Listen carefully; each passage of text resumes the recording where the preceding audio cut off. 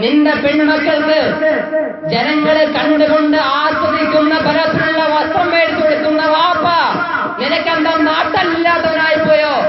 നിന്റെ മക്കളെന്താ കിട്ടാ ചരക്കിനെ പോലെ നാട്ടുകാരെ കാണിക്കാൻ വേണ്ടി.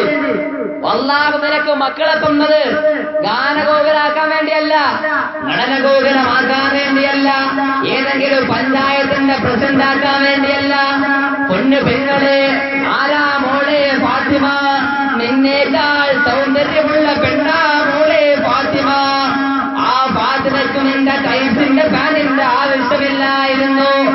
ആരാ പെങ്ങളെ ആയിഷ?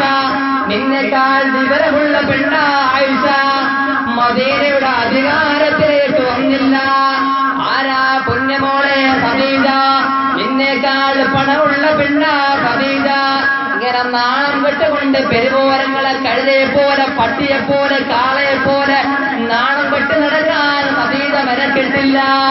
കുറച്ച് ഗൾഫ് പണം വരുമ്പോ, കുറച്ച് അധികാരം വരുമ്പോ, കുറച്ച് വിദ്യാഭ്യാസം വരുമ്പോ പടച്ചോനെ വേണ്ടാതെ വെക്കല്ല മോളെ, അല്ലാഹനെ മറക്കല്ല പെണ്ണുകളെ,